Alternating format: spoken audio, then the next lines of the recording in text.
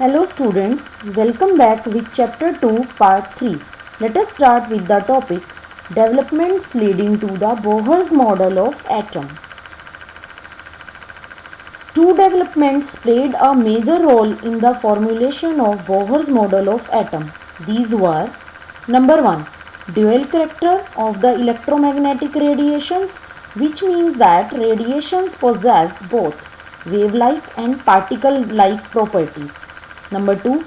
Experimental results regarding atomic spectra, which can be explained only by assuming quantized electronic energy levels in the atom.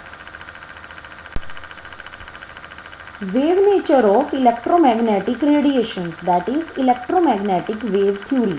The main points of this theory are: number 1, the energy is emitted from any source, which is called radiant energy. Number 2, the radiations consist of electric and magnetic field oscillating perpendicular to each other and both perpendicular to the direction of propagation of radiation. Third point, the radiation possess wave character and travel with the velocity of light. The radiations are called electromagnetic radiation or electromagnetic waves. Fourth point, these waves do not require any material medium for propagation. For example, rays from the sun reach us through space, which is a non-material medium. All these points are quite clear in this figure, and these points are already mentioned down the figure. Some important characteristics of a wave. The main characteristics of a wave are its wavelength, frequency, velocity, amplitude and period. Let us do their definitions. Wavelength of a wave is defined as the distance between any two consecutive crests or troughs. It is represented by lambda and it is expressed in angstrom. Frequency of a wave is defined as the number of waves passing through a point in 1 second. It is represented by nu and it is expressed in hertz. Velocity of a wave is defined as the linear distance travelled by the wave in 1 second. It is represented by c and is expressed in meter per second. Amplitude of a wave is the height of the crest or the depth of the trough. It is represented by a and expressed in the units of length. Last is wave number, that is nu bar.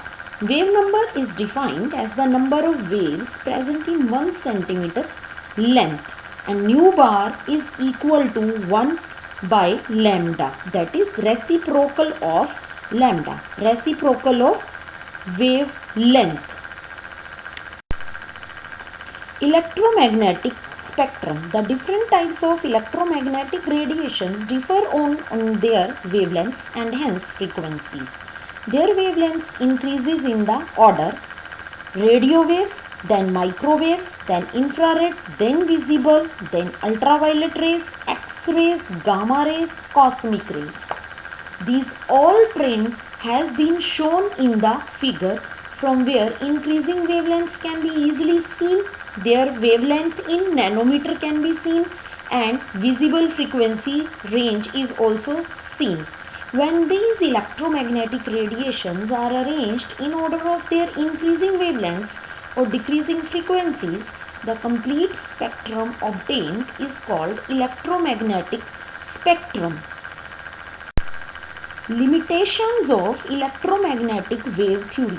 Electromagnetic wave theory was successful in explaining the properties of light such as interference, diffraction, etc. But it could not explain the following. Number 1, blackbody radiation. Number 2, photoelectric effect.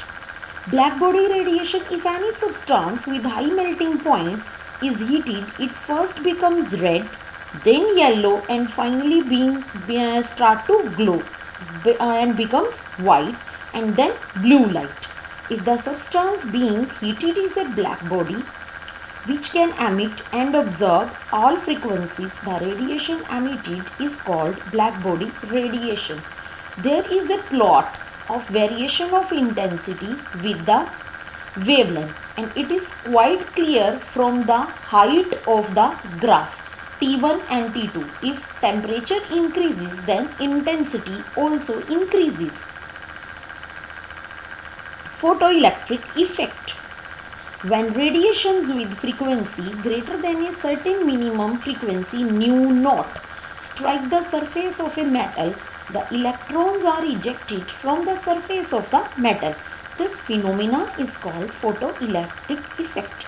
The electrons emitted are called photoelectrons. Facts about photoelectric effect. Number 1. The electrons are ejected only if the radiation striking the surface of metal has frequency greater than a minimum frequency nu naught. If the frequency is less than nu naught, no electron are ejected.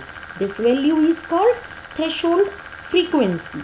The minimum energy above which the electron is ejected called work function.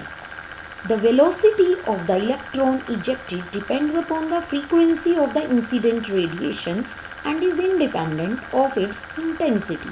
Last point, the number of photoelectrons ejected is proportional to the intensity of incident radiation. The above observations cannot be explained by the electromagnetic wave theory. According to this theory, since radiations are continuous, therefore it should be possible to accumulate energy on the surface of the metal.